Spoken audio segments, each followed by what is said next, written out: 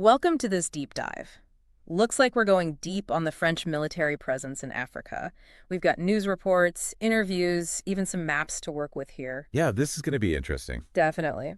Specifically, I think we need to unpack the fallout from some of Macron's recent comments, how the French withdrawal is impacting security, and of course the big question, who might be stepping into that void? Absolutely. Should we start with that DW news report you sent over? The one on YouTube? Yeah, let's do it. Right away, you can see Macron is frustrated. He's saying France isn't getting the recognition it deserves for its role in the region. Well, yeah, I mean, you've got to factor in the historical tension there. Oh, for sure. Like, remember back in 2011 when Gaddafi was overthrown? Uh-huh. France was a major player in that intervention. And there's still this whole debate about whether that actually stabilized Libya or if it just created more chaos. Yeah. So all that baggage is really important for understand why things are so sensitive right now. Totally. And the report really highlights how that frustration boils over when Macron starts talking about African nations' lack of, well, he uses the word gratitude towards France. He even says, none of them would be in a sovereign country today if the French army had not been deployed in this region. Whoa, okay, that's a really loaded statement. Right. It plays right into those neo-colonial critiques that have been leveled at France for years. Like, is France really a benevolent partner, or are they still seeing Africa through a colonial lens? Exactly. And it's not just words either. The report gets into how France is actually pulling back troops. The numbers are down something like 70% since 2011. It is interesting how these countries are splitting with France, though. Yeah. You've got Chad, Senegal, Ivory Coast. Hmm. It seems like those separations have been less, I don't know, less acrimonious. But then you've got Mali, Burkina Faso, Niger, basically forcing France out. So what's the difference? What's going on in those countries that's pushing them to kick France out so forcefully? Well, you can't ignore the fact that the Sahel region, and that's where those countries are, they're facing a growing jihadist insurgency. Right. And I mean, even with French troops there, they weren't exactly winning that fight. So their departure creates a vacuum. And that's where things get a little, well, a little dicey. Exactly. And the report points to Russia, China, even the UAE as potential players looking to fill that void. Hold on, Russia stepping in. Given what we've seen the Wagner Group do in other places, that sounds like a recipe for more instability, not a solution. Yeah, I mean, that's definitely a key concern. And it ties into this whole global power shift we're seeing. As France's influence fades, it opens the door for other actors, and they might not have the same commitment to stability. Yeah, it's pretty worrying. The DW report does have some good interviews in it, though. They talked to security analyst Beverly Ungs and Neela Willen. She's the director of the Africa program at the Egmont Royal Institute. Yeah, their perspectives are helpful. Owen makes a really good point about the training and intelligence support that French forces were providing. She says that's dwindled, so now local security forces are less equipped to handle the threat. That's a big deal. Yeah. And Willen really goes after Macron's comments, saying they basically undermine the work French officials are doing to try and improve relations. Well, yeah, I mean, it doesn't exactly help their case, does it? Not at all. And she also brought up that a lot of these French withdrawals, they happened right after military coup in these countries. Interesting. So are some leaders using this as a way to consolidate their own power? Maybe aligning with Russia to push France out and strengthen their own grip? That's a really good point. It adds a whole other dimension to this. It's Right. not just about France leaving. It's about who might be benefiting from their absence and what that means for the stability of the region in the long run. Exactly. And then Willen brings up this really important point about the Wagner Group. Yeah, go on. Their track record in Mali, where they've actually faced setbacks against jihadist groups and even Malian rebels, it doesn't exactly inspire confidence, you know? Yeah, not really. So it's making a lot of people wonder if they're really there to provide security or if it's more about gaining influence and control. That's the big question, isn't it? Huh. Are they prioritizing propping up a regime over actually stabilizing the region?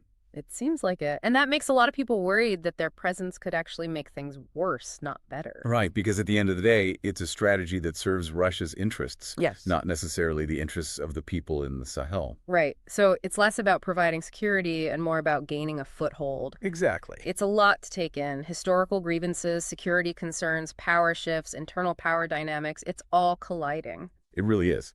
I think the DW News Report is a good overview of all these issues, how they're all connected. But we should look at some of the other material you sent. This article from the Africa Report, France's military withdrawal from Africa. What's next? It takes a little bit of a different approach. Yeah, this one digs into the idea that new partnerships might pop up as France leaves. Not just who fills the void, but can this actually empower African nations to take control of their own future? It's a more optimistic take. Yeah. Right. It's saying that maybe the withdrawal doesn't just create a power vacuum. Maybe it's a chance for these African countries to redefine their relationships with the rest of the world and to set their own strategic priorities. Like they're not just passively waiting for aid or security, they're actually in the driver's seat. Right. Exactly. It's about agency. And the article really emphasizes how this could lead to more equitable partnerships. Partnerships that actually focus on the needs of African nations, not just what outside powers want. That's a really interesting point. So, while the DW report is all about Macron and the immediate security implications, this Africa report piece is looking at the bigger picture. What could this mean for African nations in the long term? Can they forge their own path? Exactly. And it's not just about security either. Oh, It's economics too. right, because France has had a really strong economic presence in a lot of African countries, especially their former colonies. Yeah, exactly. And as their military presence shrinks, So does their economic influence? exactly, it opens up space for other countries, Like who? China, Russia, even the Gulf states, Right. to increase their economic involvement in Africa. Okay, but is that a good thing or a bad thing? Well, it's hard to say. Yeah. I mean, it could create a more diverse economic landscape, Uh-huh. but there's always the risk of things like predatory lending and exploitation of resources. Yeah, we've seen that before. Exactly. The important thing is for African nations to be really smart about this, to really think about the deals they're making and make sure they're actually beneficial. And making sure any investment actually helps their citizens. Exactly. So in a way, could this French withdrawal actually be a good thing? Potentially, yeah. Like a catalyst for a more balanced approach? Yeah, that's the hope. And the article also brings up the idea of increased cooperation within Africa itself. Right, like working together Exactly. economically Yeah. and on security issues? Right, it could really strengthen their position. And I guess this ties into what the article says about the African Continental Free Trade Area, the AfCFTA. Oh, absolutely. That's potentially a game changer. Yeah. Reducing those trade barriers could really unlock some serious economic growth across the whole continent. It's a big deal, African nations taking charge of their economic future. Exactly. But, I mean, let's be realistic. Sure. The article does acknowledge that this French withdrawal is going to leave some security gaps. Oh, yeah, for sure, especially in the Sahel. With those jihadist groups. Right. But the point is, just swapping out French troops for some other external force. That's not a real solution. No, it's about African nations stepping up and taking control. Building their own security systems. Exactly, working together regionally. So this Africa report piece is more optimistic then. Yeah, it is. It's saying maybe this is a chance for African agency, for economic diversification, for regional cooperation. Right. It's a good counterpoint to all the concerns from that DW report. And it's not just about France leaving, it's about Africa rising to the occasion. Exactly. Now, how about this one from Le Monde Diplomatique? Macron's military misadventures in Africa. Okay, this one is not holding back at all. No, it's not. It's saying that Macron's comments, Yeah. they're just another sign of France's neo-colonial mindset. Basically, it's saying that French military involvement in Africa has always been about protecting their own interests Right. and propping up authoritarian regimes, even though they say they're promoting democracy Mm-hmm. and stability. And the article gives examples, right, Oh, ton of them. of French military operations that actually made things worse. Fueled human rights abuses and undermined the very sovereignty they claim to be protecting. It's a pretty bleak picture. It's saying that all this talk from Macron about fighting terrorism and promoting stability, Yeah, it just doesn't ring true when you look at their track record. exactly. So what's the solution then? Well, the article says we need a completely different relationship between France and Africa. Okay. No more paternalistic interventionist approach. Right. It needs to be genuine partnership, respect for sovereignty, and supporting solutions that are actually led by Africans. So two totally opposite narratives. Yeah. One says this is a chance for African agency. The other says it's the same old story. Right. It's hard to know what to make of all this. Yeah, it's complex, but they're both important to think about. Okay, so before we get too lost in the doom and gloom, Okay. you sent this piece from Foreign Affairs, The Future of French Power in Africa. Oh, yeah, that's a good one. It seems a little more nuanced. It acknowledges that French power is declining Uh-huh. and that new players are entering the scene, Right. but it says France can still be important. Yeah, they have a lot to offer. Their history, culture, those existing economic partnerships, Right. They can leverage all of that. but they have to change their approach. Right. Less focus on the military, Okay. more on things like development, good governance, supporting civil society. So less boots on the ground and more about building trust Exactly. and mutually beneficial relationships. Right. And the article emphasizes how France needs to adapt Mhm. to the new realities of Africa. Because African leaders are demanding more autonomy. Exactly. We want to And be heard. it's about listening to African voices, understanding their priorities, and supporting initiatives that are actually led by Africans. Not just imposing solutions from the outside. Exactly. So maybe there's a way for France to stay involved, Uh-huh. but in a way that actually works for African nations. Yeah, that's the idea. And this article gives a good framework for understanding the challenges and opportunities ahead. It's saying that true influence isn't just about military power No, it's about building trust. and working together to create prosperity. Exactly. So now let's talk about Russia. Yeah. You included this CSIS report, Russia's growing military footprint in Africa, implications for U.S. interests. Right. This one dives into Russia's motivations. That doesn't sound good. It's not, this report's saying that Russia is challenging the current world order. Okay. They want to expand their influence. So it's bigger than just a few business deals. Yeah, it's a geopolitical game, and they're taking advantage of any weakness they see in the West's influence. And they're using the Wagner Group to do it. Right, that private military company we talked about earlier. And this report doesn't mince words. No, it says their activities are really concerning. Human rights abuses, fueling conflict, undermining democracy. Yeah, it's a pretty clear message that Russia is often driven by short-term gains. Yeah. Access to resources and political influence are their priorities, not the long-term stability of these African nations. So this is a wake-up call. It's Yeah. saying the West needs to pay attention and come up with a better strategy. It's a reminder that things are changing in Africa. The competition is getting fiercer, and the stakes are high. Okay, so we've got France leaving, Russia making moves, and now we need to talk about China. Right. You sent this Economist article, China's Belt and Road Initiative, a new era of colonialism in Africa. Yeah. It's about their massive investment program. Right. And this article takes a pretty critical look at it. Oh, really? It says that while the Belt and Road Initiative does offer some economic opportunities, There are risks, too. yeah, like the possibility of these African countries taking on unsustainable debt. Yeah, racking up all that debt to China, that's a big concern. Exactly. It could give China a lot of leverage. Right.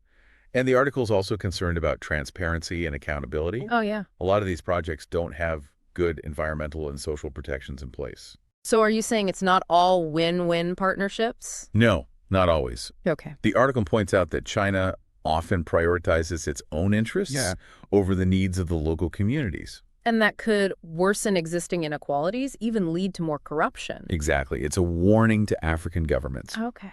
They need to be careful about how they work with China, Yeah. make sure they're getting good deals, and that their people actually benefit. So it's another layer of complexity. Yeah, It's not just about who fills the void left by France. It's about how these countries handle these relationships. Exactly, with China, Russia, and all these other emerging players. Okay, so what else do we have? This piece from the Brookings Institution, The Geopolitics of Development Finance in Africa, Competition and Cooperation. Okay, break that down for me. So it's about how development finance works in Africa, Okay. how these different countries and organizations are competing and cooperating, Okay. traditional donors, Uh-huh. emerging economies, private investors, they're all in the mix. So it's not just Western aid anymore. No, it's a lot more diverse now. Okay. And the article points out that Western donors aren't the only ones giving aid anymore. Right, right. China's a big player now. Exactly. And there are others too. Like India, the Gulf states, Right. They all have their own ideas about development. and their own agendas. Yeah, of course. Okay, so with all this competition, is it good or bad for Africa? It's a little bit of both, to be honest. How so? On the one hand, it can mean more funding, Yeah. more innovation, more approaches to development. Okay, more options. I get it. What about the bad side?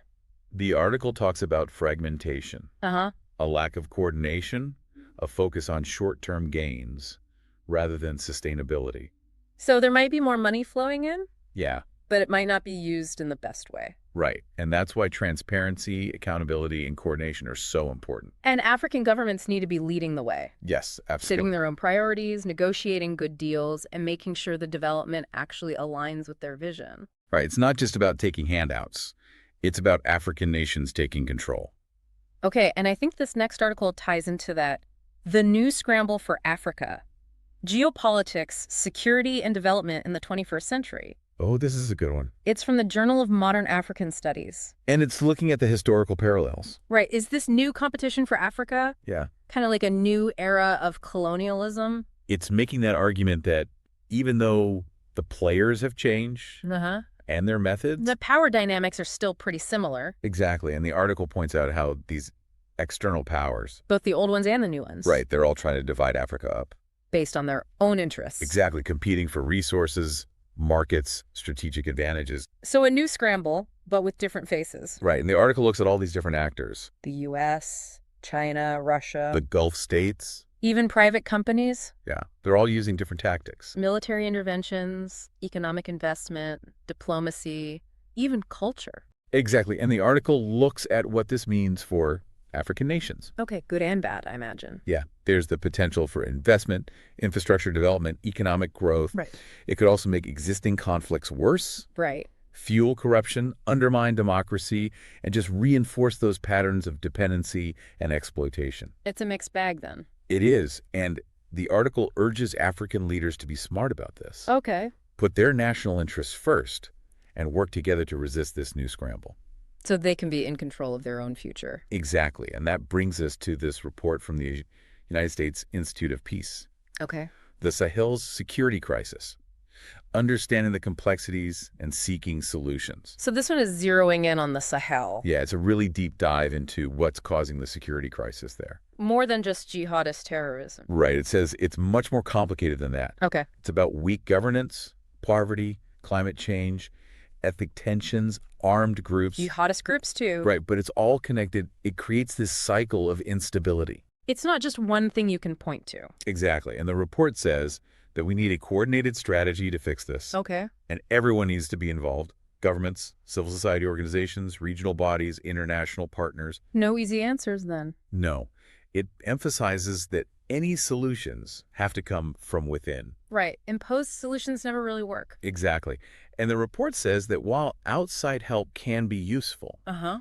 it has to be aligned with what the Sahelian countries actually need and want. So a more balanced partnership, respecting their sovereignty. Exactly. And the report gives some specific recommendations. Like what? Strengthening governance, rule of law, economic development, addressing climate change, fostering social cohesion. Supporting security sector reform and counterterrorism. Right, it's a big task, Yep. but the report offers a way forward. And reminds us that true security in the Sahel Yeah. requires more than just military action. It requires a real commitment to fixing those root causes. Creating a future where everyone has a chance. Exactly. Okay, so now we have this article from African Arguments, Decolonizing Security in the Sahel. Ah, yes, this one is interesting. It seems to be questioning the whole way we think about security in the region. Right, it's saying that our current approaches, Yeah. they're stuck in the past, they're based on colonial thinking. So they don't really work anymore. Exactly. And the article argues that focusing too much on counterterrorism, It can actually make things worse. yeah, it ignores those underlying problems. Like, The political, economic, social factors. right, that actually lead to the conflict. Exactly. And the article says we need a different approach. More holistic, more focused on the people Yeah, we need to empower local communities. to take charge of their own security and build peace themselves. Right. It's about addressing things like marginalization, inequality, poverty, and climate change. So instead of just fighting terrorism, we need to focus on creating a society where people can thrive. Exactly. Sounds like a big change is needed. It is. We need to move away from externally imposed solutions. And let the solutions come from the people who are actually living with these problems. Right. And the article also talks about the importance of dialogue, reconciliation, and trust building. Yeah, between different communities. Exactly. That's how you build a foundation for lasting peace. It's a long process. Yeah. It takes patience and commitment. Absolutely. And the article reminds us that true security in the Sahel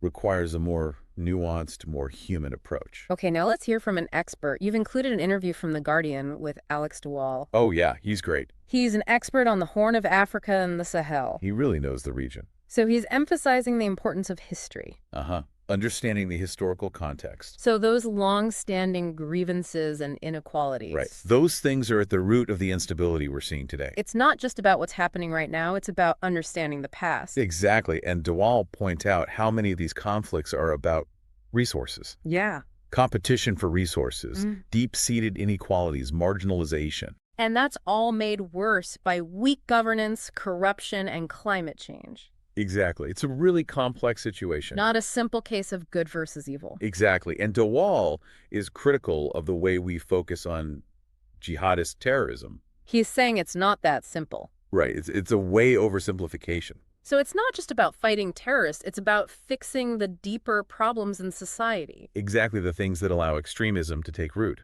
And what about external intervention? Dewall is skeptical. He doesn't think those top-down military solutions really work. No, he thinks we need to start from the bottom up. Work with local communities. Use their knowledge, their traditional ways of resolving conflict. So we need to be patient and really listen to the people who live there. Exactly. So Dewall is advocating for a very different approach. Yeah, one that's based on understanding, patience, and respect. Okay, now we have this opinion piece from Al Jazeera. France's withdrawal from Mali, a turning point for the Sahel. Oh, that's a good one. It focuses on the implications of France leaving Mali. Right, because that was a big deal. It was. And the article argues that it could be a major turning point for the whole Sahel region. It's a big shift in the power dynamics. Yeah. And it could lead to more instability. Okay, so things could get worse. Potentially. Yeah, there's that risk. But there could also be opportunities. Exactly. The article talks about how Mali could have a more independent foreign policy now. Okay. They could focus on peace building that's led by Malians, and they could strengthen their cooperation with other countries in the region. So it's a gamble. It is. A risky moment. But also a chance for positive change. It's a reminder that things are constantly evolving in the Sahel. Yes. And we need to pay attention to these shifts. So we can come up with effective policies. Exactly. Now, you've also included this CIPRI report, Trends in Armed Conflict 2023. Yes, that gives us a broader perspective on conflict trends globally. So not just the Sahel, but the whole world. Right. It's a pretty sobering assessment, actually. What does it say? It highlights these alarming trends: rising violence, more geopolitical tensions, and more armed groups popping up. And they connect those trends to poverty, inequality, climate change, and weak governance. Exactly. It's all connected. So these problems we're seeing in the Sahel, Yeah. they're not unique. No, they're part of a global pattern. And the report also talks about the role of external actors. Yes. Making things worse, pursuing their own interests. Right. And it also talks about how technology is changing warfare. Like drones and cyber attacks. Exactly. And artificial intelligence, that's a big one. So conflicts are becoming more complex and more dangerous. Yeah, it's worrying. And the report concludes with a call for more multilateralism, Okay. more diplomacy, more focus on preventing conflict. So basically a call for a more peaceful world. Exactly. Okay, now let's go back to the Sahel with this article from The Conversation, The Sahel Crisis, Why Military Interventions Are Failing. Ah, yes. This one directly challenges those military-centric approaches. So it's saying they're not working. Exactly. It argues that military force might be necessary sometimes. But it can't be the only solution. Right. And the article gives lots of examples of failed military interventions. Where they actually made things worse. Exactly. They create more resentment, more grievances, and they weaken local governments. So it's not just about sending in the troops. No, you have to address those underlying issues. Political, economic, social. Right, that's what drives conflict. So it's about long-term solutions, Yeah. building peace from the ground up. Right, and empowering local communities to manage their own conflicts. So this is a very different approach. Yes, it is. And the article also stresses regional cooperation to address cross-border issues like terrorism, organized crime, and migration. So it's a team effort. Exactly. The problems in the Sahel don't stop at the border. So everyone needs to work together. Right. This article is a good reminder that military solutions are not enough. We need a more thoughtful strategy. Yes, one that focuses on prevention, diplomacy, and sustainable development. It's about building a more peaceful and just world. Exactly. And this brings us to a really interesting report from the United Nations Development Program. Okay. Human Development Report 2023. Uncertain Times, Unsettled Lives, Shaping Our Future in a Transforming World. That sounds pretty broad. It looks at all the major challenges facing humanity in the 21st century. Right. Like climate change. Exactly. Great. Climate change, inequality, technological disruption, and geopolitical instability. Wow. So a really big picture view. Yeah. And it argues that our current development model, The way we're doing things. right, it's not working, it's not sustainable, and we need to fundamentally rethink our relationship with the planet. And with each other. Exactly. Okay. And the report delves into all these issues: climate change, inequality, poverty, conflict, migration, technology, and how trust is eroding. Yeah. It's saying that these challenges are all connected. So we can't just address them one at a time. Exactly. We need a holistic approach. Okay, I'm getting that. And the report is calling for a paradigm shift. Wow, a big change. Yeah, we need to move away from this focus on economic growth Okay. and prioritize things like human well-being, social justice, and environmental sustainability. So it's about more than just making money. Exactly. It's about creating a world where everyone can thrive. And what else? It talks about empowering marginalized communities, promoting gender equality, fostering social cohesion, and strengthening democratic governance. Okay, so basically it's about creating a more just and equitable world. Exactly. And it concludes by offering a vision of a more sustainable and resilient world. What's that vision? A world characterized by peace, justice, equality, and respect for the planet. Wow, that's a big vision. It is, but it's one worth striving for. So this report is basically saying we need to change our ways. Yeah, we need to think differently about development and what it means to create a good society. Okay, and you've included this New York Times article, The Scramble for Africa, Old Powers, New Players. Yes, that brings us back to this idea of competition for influence in Africa. Right, who's going to have the most power? Exactly. And the article argues that Africa has become a major battleground. Between the U.S. and China. Yeah, the U.S., France, and the U.K. are all trying to hold on to their influence. But China and Russia are challenging them. Right. And they're using different strategies. Right, what? Western powers are focusing on security cooperation, promoting democracy, and development assistance. Okay, the traditional approach. Right. And China and Russia are more focused on economic investment, infrastructure, and political alliances. So they're trying to win friends and influence through economic power. Exactly. And what does this mean for African countries? Well, it's a double-edged sword. How so? It means more investment and opportunities, but it also raises the possibility of a new scramble for Africa. Right, where powerful countries are just exploiting Africa for their own gain. Exactly. And the article reminds us that African nations are not passive in all this. They have choices to make. Yes, they need to be strategic and make sure their interests are protected. So it's a call for African agency. Exactly. They need to be in control of their own destiny. Okay, now let's talk about this book chapter by Mahmoud Mamdani. Oh, yes. The Politics of Naming. Who is a terrorist. From his book, Making Sense of the War on Terror. Right. How does this fit into the conversation about the Sahel?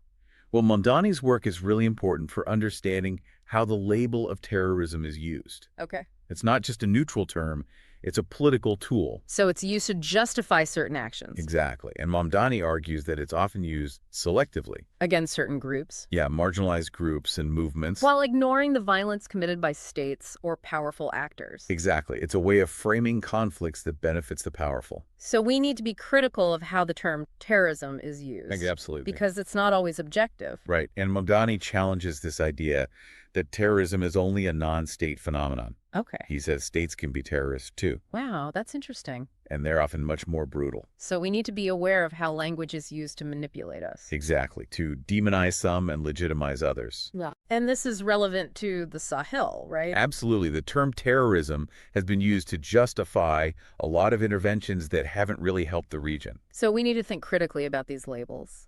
and understand the motivations behind them. Okay, now let's look at this paper from the Carnegie Endowment for International Peace. Beyond Counterterrorism, a new security strategy for the Sahel. Ah, yes. This one builds on a lot of what we've been talking about. Challenging the traditional approach to security. Exactly. It's saying that this counterterrorism focus has been too narrow. Okay, It's led to a very militarized response. but that hasn't worked. No, it hasn't. And the paper criticizes this tendency to only focus on jihadist groups Uh-huh. and ignore other problems like weak governance, corruption, poverty, climate change, and conflicts between communities. Right, we've talked about all of that. Exactly. These are the root causes of the instability in the Sahel.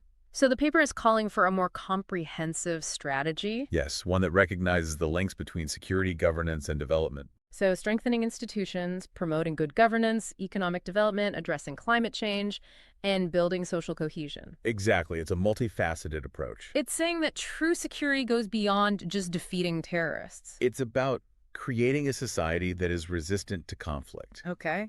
And the paper also emphasizes the need to be more inclusive. Involving local communities, civil society organizations, and regional actors. Right, because they need to be part of the solution. So it's about local ownership. Absolutely. And the paper calls for international actors to change their mindset. Less focus on security. Yes, more focus on development and peace building. Okay, I like that. It's about a long-term vision, not just short-term wins. So a big shift is needed. Yes, and this brings us to another paper that challenges the way we think about security. Okay. Reconsidering Security in the Sahel towards a human security approach Right. from the African Security Review. So putting people at the center. Exactly. It argues that the traditional view of But security, taking this, right, that's too narrow. It doesn't address the real needs of people in conflict zones. and they're calling for a human security approach. Yes, which focuses on individuals and communities. Their well-being, their safety, their dignity. Exactly. And the paper argues that this is really important in the Sahel. Because the state is often weak, Right. and people face so many threats. Violence, poverty, hunger, disease, climate change, it's a lot. It's not just about war and terrorism. No, it's about creating conditions where people can live in safety and dignity. And the paper says we need to address the root causes of insecurity. Things like inequality, marginalization, and lack of access to basic services. So security is about more than just military protection. Exactly. It's about creating a society where people can thrive. Okay, and what are they recommending? They're calling for a shift in priorities, less focus on military interventions and more on human development, social protection, and peace building. So basically investing in people. Yes, exactly. This paper offers a really important framework for rethinking security, not just in the Sahel, but everywhere. Okay. And this next article from the New York Times, The Scramble for Africa, Old Powers, New Players, brings us back to that idea of geopolitical competition. Yes, it's about how Africa has become a key battleground in this new era of great power competition. Right. Everyone wants a piece of Africa. Exactly. The article talks about how traditional powers like the United States, France, and the United Kingdom are trying to reassert themselves. Because they're facing competition from China and Russia? Right, and it explores how they're going about it. Okay. Western powers are focusing on security cooperation, democracy promotion, and development assistance, while China and Russia are more focused on economic investment, infrastructure development, and building political alliances. So different approaches, but the same goal. Yeah, Influence? exactly. And the article looks at the implications for African countries. Which are? It's a mixed bag. Hmm. There's the potential for more investment and development, but also the risk of being caught in the middle of this rivalry. Yeah. And becoming pawns in a bigger game. Exactly. And the article emphasizes that African countries have agency, They have choices. right? They need to be strategic about who they partner with and make sure their own interests are protected. So it's not just about powerful countries dictating what happens in Africa. No African nations have a say in their own future. And that brings us to this chapter by Mahmoud Mamdani, The Politics of Naming, who is a terrorist. Yes, it's a really important piece for understanding how language is used in conflicts. And how it can be manipulated. Exactly. Exactly. Mamdani argues that the term terrorism is often used to label and demonize certain groups and individuals while ignoring the violence perpetrated by states and those in power. What's about power? Who gets to define what terrorism is? Right. It's a way of controlling the narrative and justifying certain actions. And he says that states can be terrorists too. Absolutely. He challenges this idea that terrorism is solely a non-state phenomenon. So we need to be careful about how we use this term. Yes, very careful, because it can be used to justify all sorts of things. Interventions, surveillance, even the erosion of civil liberties.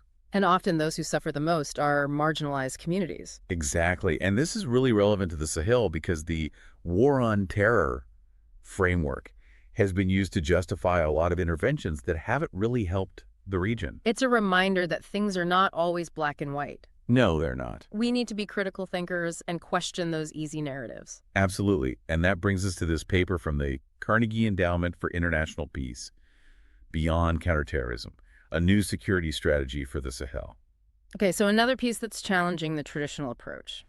Yes, this one argues that the focus on counterterrorism has been too narrow and too militarized.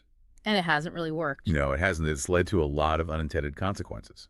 And the paper is saying that we need to move beyond this counterterrorism mindset. Exactly. We need to address the root causes of instability in the Sahel. Things like, Weak governance, corruption, poverty, climate change, and conflicts between communities. right, those underlying problems. Exactly. And the paper calls for a more holistic approach. One that recognizes the connections between security, governance, and development. Right. We need to strengthen institutions, promote good governance, foster economic development, address climate change, and build social cohesion. It's a big task. It is, but it's necessary if we want to create lasting peace and stability.